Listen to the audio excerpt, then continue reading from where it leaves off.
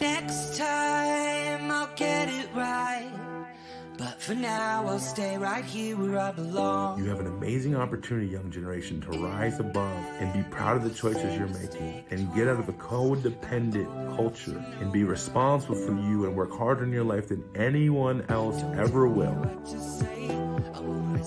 What do you want? What do you want out of your life? Where do you want to go? If no one else will fight, I'll be the one. I'll be the one to step into their world. I'll be the one to walk with them.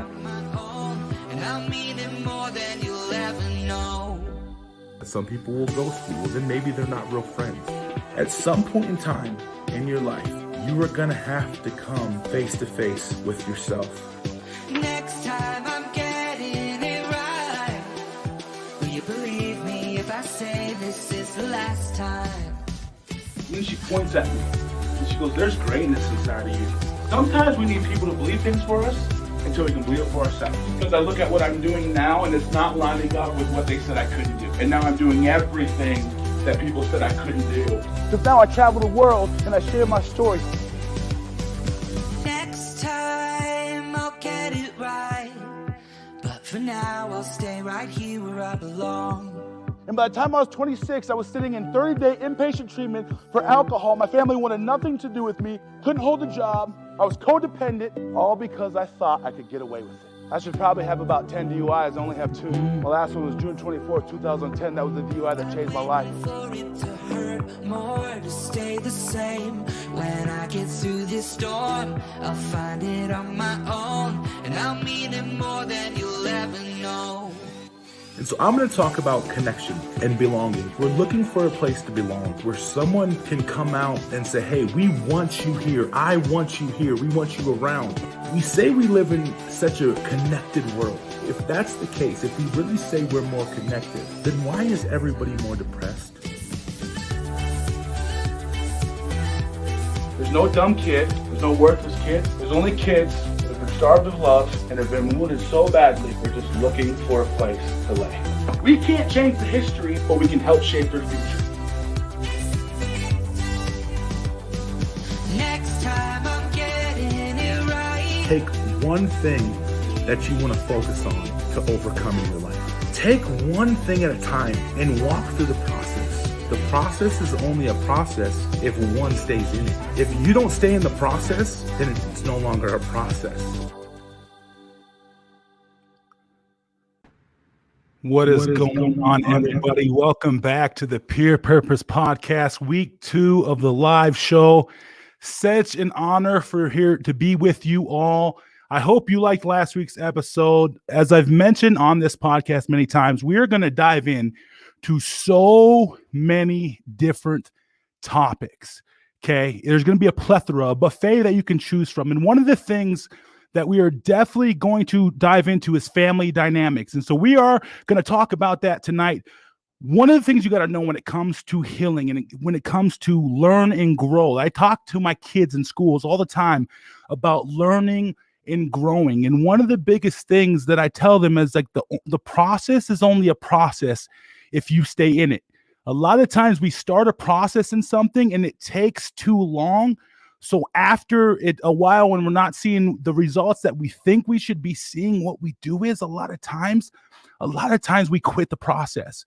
And let me just tell you where that's going to get you, y'all. It's going to get you to a place where you will eventually learn that you're going to have to keep circling the mountain until you realize that whatever that thing is that you have to deal with, when you decide to actually deal with it, that's when you can move forward. So one of the things, just a little quick nugget before we actually jump into what we're going to talk about tonight is if you keep hitting a ceiling, if you keep hitting the ceiling with whatever it is that thing, your kryptonite. I used to call, there are certain things in my life that were my kryptonite. When you keep hitting that ceiling, okay, you got to start paying attention. Well, maybe this is something that I have to go over and get through and go after, because if I don't, what's going to happen is it's going to continue to hinder me. And we don't want that on here. And the process is only a process if you stay in it. So welcome, everybody. I got my Instagram viewers here live. I love y'all, man. I hope you're doing super well. But this is what inspired this topic tonight. last week I was in a restaurant here in Wyoming in Casper, and I went out to eat, and my waitress, she had been to my table a few times, and we'd been talking, and she was a very nice lady. And then we start talking about kind of our careers. And she actually ended up, it was an accident how we got on the conversation, but she actually asked me a question that I thought she was asking something else. And so I said, hey, I'm a speaker and a public school consultant. And then she said, oh, really? And she started talking to me about a little bit about what I do and asking me questions. And then she started sharing her journey with me. And she started talking about how she lost her mother in the last year. But more importantly, there was a lot of other things throughout her life that has really hindered her. And so she decided to take the next step and really take a leap of faith to start healing. And she said, I'm in counseling. And I was like, wow. And she was around my age. I was like, that's pretty commendable that you're going to jump in counseling. You know, a lot of people don't start growing later in life. But one of the things she started talking about was her kid. Because she was like, yeah, my kid, I think she hates me. I think that she doesn't want to hear from me.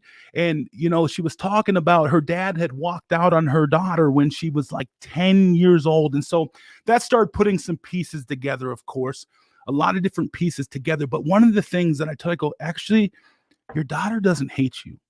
And I started sharing some things with her. And I said, you know what an amazing topic to go after in the next podcast. So that's what we're going to do. We're going to talk about a family dynamic tonight, okay? I think my children hate me because I hear that a lot. And let me just encourage you, parents, right now. Your kids don't hate you, okay? Now, I know different dynamics are different, and there's a lot of factors that play in the family dynamic, but I can tell you that they don't hate you.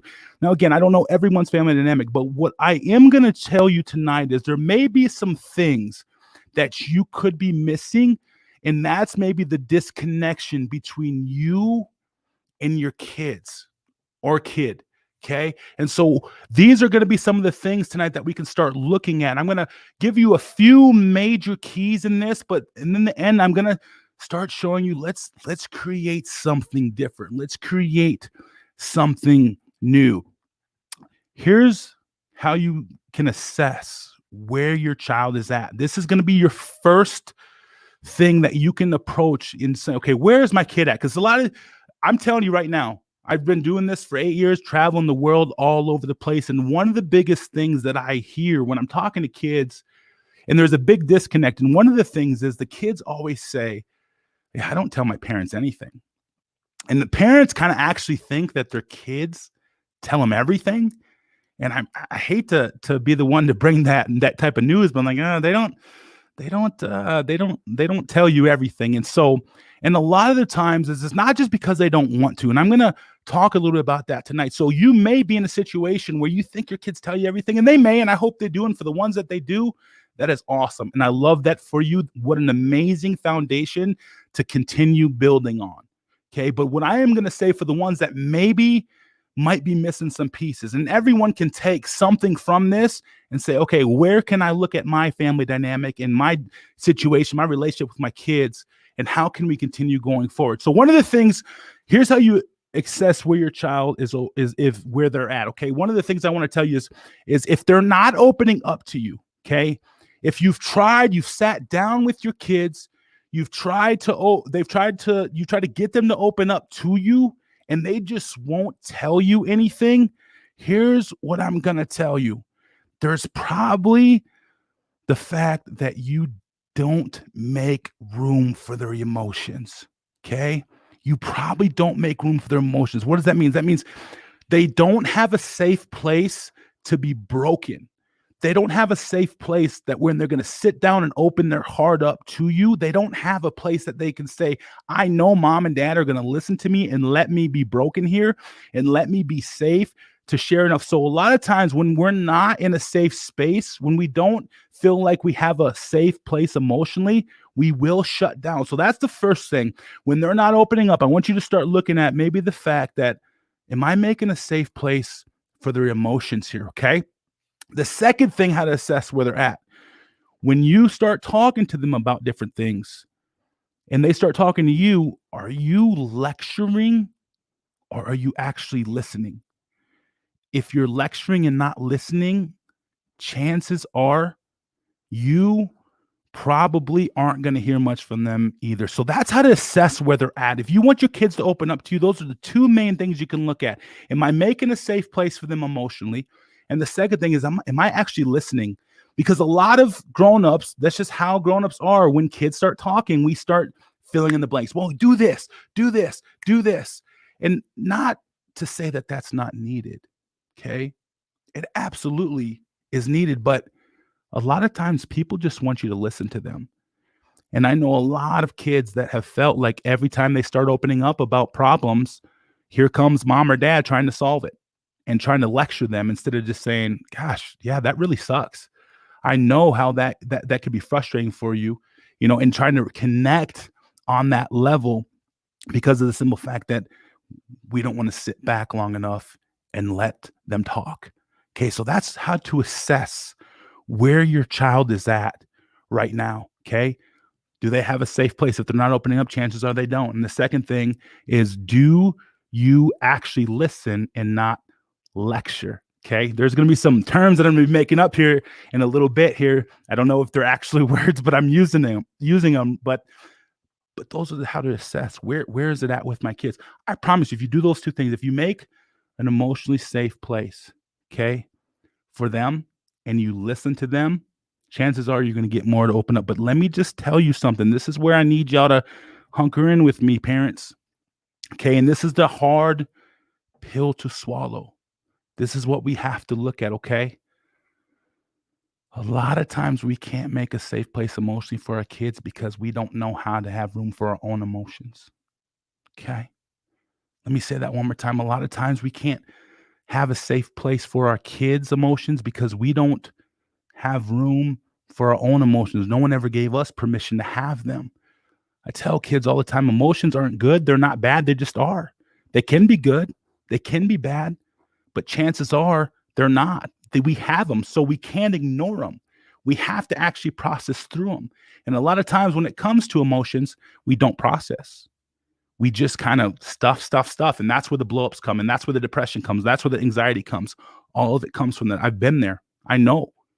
Okay, so that's the first thing we have to start looking at. Do we make room for our own emotions?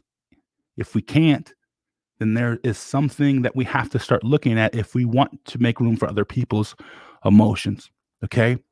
The second thing that you can do, okay, to really be in a situation where you're starting to build a stronger relationship with your kids is how you want to connect with them. Here's the thing that I had a parenting course a couple years ago. Okay. And I'm going to be honest with you. Okay. Parents are harder to get to actually look at their stuff than kids are. Like I have some followers on Instagram. I'll tell you, like a lot of kids will listen to me and they'll be like, "Oh man!" And I've had many kids over the last few years hit me up, Bobby. Like you came, you spoke to me, it changed everything. Okay. But when I had my parenting course, and shout out to all the parents that were in it, I know they gave their all. But when I had my parenting course, man, I'm telling you, that was challenging because a lot of people have been stuck in their ways, right? There's been pains and hurts and a lot of different woundings that they've had for many years that it's painful. When you start going after growth, it's painful. It hurts because all the stuff that was deep down inside, the root stuff is now being pulled out. And so one of the things I tell them in my parenting course when I had it a couple years ago was I had these two, a mom and a daughter, and they didn't agree on a lot of stuff. But one of the things I did say, there's one thing that you cannot change. And it's the fact that you are her mom and she is your daughter. You forever will have that link. You will be tied together because of that exact reason. And so that won't change. Relationships are the only thing we can take with us when we leave this world. We don't get to take the money. That's the only thing we're tied to. We don't get to take the money, okay? We don't get to take the cars, the clothes, none of it, the jobs.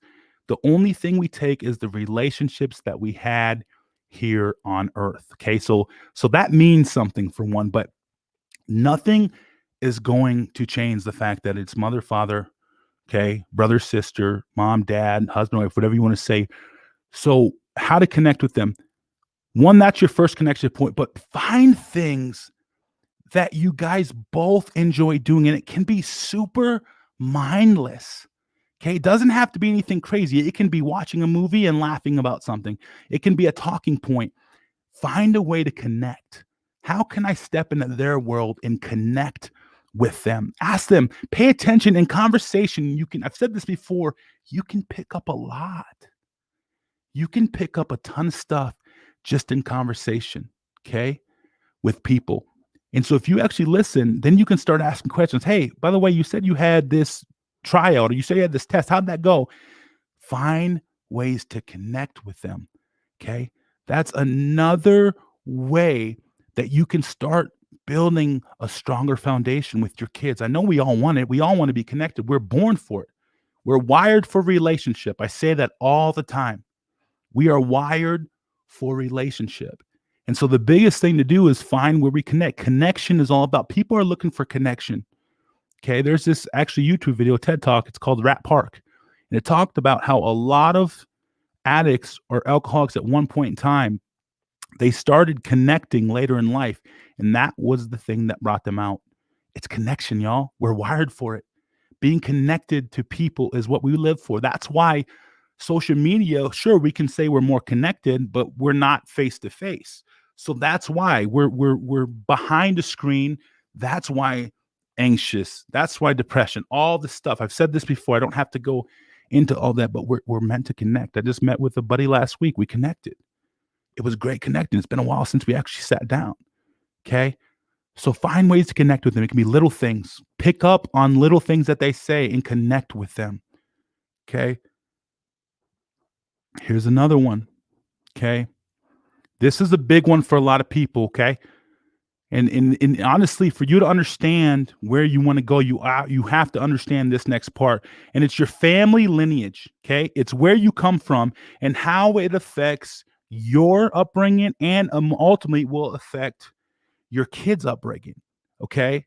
One of the things that you have to realize is you can only give someone what you have. You can only give someone what you were actually given. Okay. And so chances are the way we were raised, okay, there's no chances. The way we were raised, it affects us well into our adult lives. And we pick up a lot of the same values that were instilled in us. Some are amazing, but some are not. Okay. Some are not amazing. Okay. But some are. So we have to understand so a lot of parents, I want you to understand this. You may be giving your kid only what you were given. Okay. If your parents didn't hold space for your emotions, that's what you're giving your kids. If your parents didn't tell you they loved you, chances are you're probably not telling your kids much that you love them. Okay. So you can only give them what you have. So I want you to start looking at, what am I giving my kid? Okay. What am I actually giving my kid? And start looking at, oh man, yeah, my upbringing. I want you to start assessing where my upbringing, how does it affect my parenting? How does it affect my marriage? How does it affect my relationships with other people, my friendships? It all plays a part. Okay. You can only give what you were given. Okay. Here's the other thing with family lineage. Okay. This is big in our generation. Our parents didn't educate us. Our parents didn't educate us. They didn't tell us why something was wrong or why we shouldn't do something. They told us that we shouldn't do it. Okay. We have to start educating and stop expectating. I made that word up. We have to start educating our kids and have to stop expecting them to just know why something isn't right for them. We have to stop thinking that, you just shouldn't do it. We'll give them education behind it. Because I'm telling you right now, I'm going to be bold right now. If you're not educating your kids on sex, someone else will. And if you're just saying, well, I don't want you doing it, but do this, then guess what? You can't be mad if they come home pregnant. You can't, because you're not educating them. You're not telling them exactly why they shouldn't. You're not doing it. You got to be able to educate your kids on everything. Be the ones to talk to them about certain situations. So when it comes up, they know what to do. We had to figure out a lot of stuff on our own, millennials. Okay? I'm 37, just turned in March. We have to start educating. We weren't educated. We had to figure out things the hard way. You don't want your kids to have to do that. It's hard enough with the internet and for them to realize, where do I land each and every day? Okay? We have to start educating them. Start educating on why, if addiction runs in your family, why they shouldn't be drinking or dabbling in that certain stuff. Okay? Start talking to them about it. Educate them on topics. Educate them on politics. Educate them on literally everything that you see as a current event nowadays. Start talking to them about it, y'all. Some of you do this well, but some of you just expect your kids to figure it out. And then you get mad when they come with a different result. You can't get mad. No. You can't get mad. We have to start educating, and we have to stop expectating. How will we know? And how will they know if we don't tell them? You don't know what you don't know. Okay? Again, these are some things that you can start building on and start adding to your collection to build a strong relationship with your kids. And the last thing that you have to be willing to do, okay, to start moving away from the dynamic that you think your children hate you. They don't hate you. I promise you. I've said that at the beginning. They don't hate you. But this is one of the last things that you have to start doing. And it falls right in line with your family lineage in getting what you were given and then giving that away. You have to start creating new cycles. You have to start creating a new cycle. Okay? If you were in a situation that didn't hold space for your emotions, your parents didn't know how, then it's time that you do what you need to do, whether it's counseling, whether whatever it may be, to get in there and you start getting space for your emotions so you can give them space for theirs. Okay, we have to start creating new cycles. If you yell at your kids, or if you got yelled at a lot, perfect time to start changing and start showing what love is. I'm not saying people don't need to be corrected, but love goes a lot further than anger. And scaring kids into doing something isn't going to actually get them to change. Behavior modification isn't the goal. Give them a sense of belonging and a sense of love. I promise you, you'll see it all change. But we have to be willing to start creating new cycles. You have to start creating new cycles. Some of the stuff you were given, millennials, and even older generation, that you're passing down to your kids, it's not working for them. It doesn't. It doesn't. We don't do good with just holding stuff in. This young generation definitely doesn't do good with it. I love them, but they don't do good with it. We have to start creating new cycles. What I want you guys to start doing is I want you to start giving us emails at the purepurposepodcast@gmail.com. Tyler, if you could bring that up, that'd be amazing real quick. Tyler's my producer behind the screen. Love the dude. He's awesome. But the purepurposepodcast@gmail.com. Just email us some questions. Okay, I'm going to answer a question tonight, a couple of them, but start emailing us some questions in.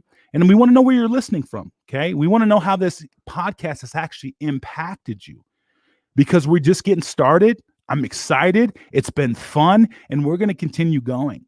Okay, so purepurposepodcast@gmail.com. Shoot us.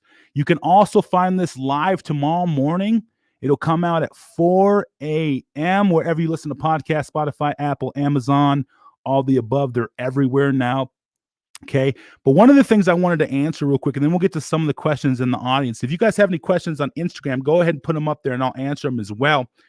But one of the things, I got an email a while back, so this is my bad. This is from Addie in Colorado. Addie, if you're listening, I'm so sorry that it took me so long to get to this, but I'm getting to it. So basically you asked, how do you become your best self? You asked, you feel like you get traction. You feel like there's a time where you get to a place where things are going smooth and all of a sudden something happens and you feel like you're taking 10 steps backwards and 10 steps forward and 12 steps backwards, or whatever you want to say, and you feel like you just can't get traction. Well, let me just tell you something. Again, it's going to come back to the process. The process is only a process if you stay in it. I think what we're looking for is an everyday euphoria. And if you're looking for the everyday euphoria, chances are that's where you're going to be disappointed. Some days are going to feel like you're on top of the mountain, and some days you're going to feel like you're in the lowest valley.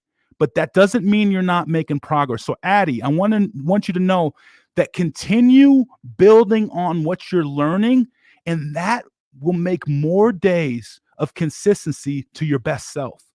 But don't get discouraged when maybe one day doesn't feel great.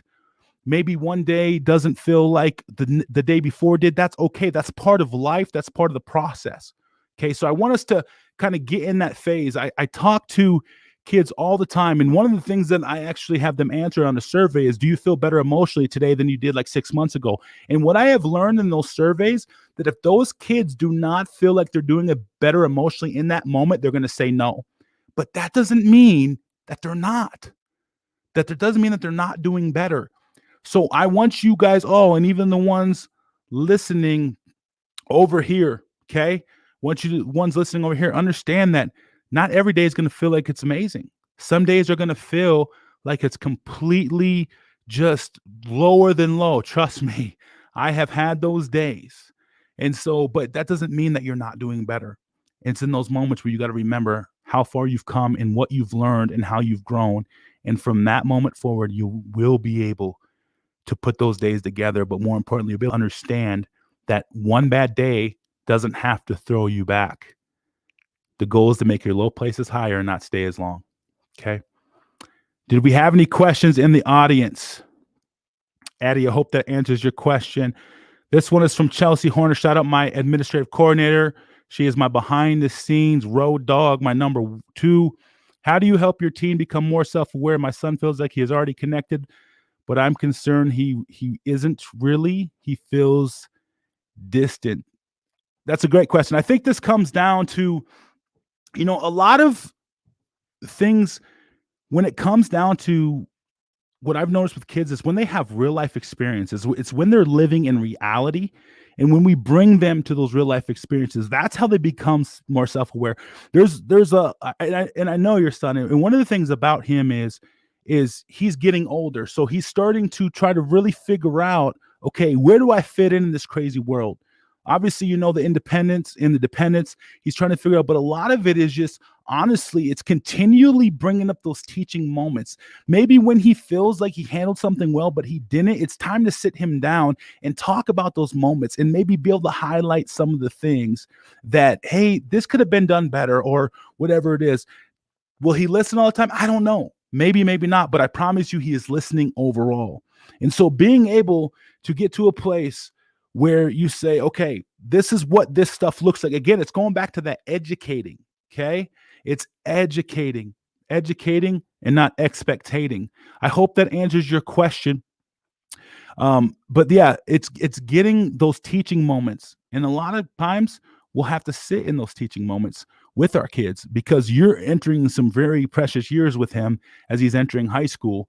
And there's going to be a lot of those moments to really bring that self-aware meter to the top. I hope that answers your question. I love you all. We're going to be all right. We're going to do this thing together. Okay? We're going to do this thing together. I love each and every one of you. There's a lot of gold inside of you. You're going to walk the greatness outside of you because you're all warriors and you're overcomers. I'll see you at the top. Thanks. Have a good day.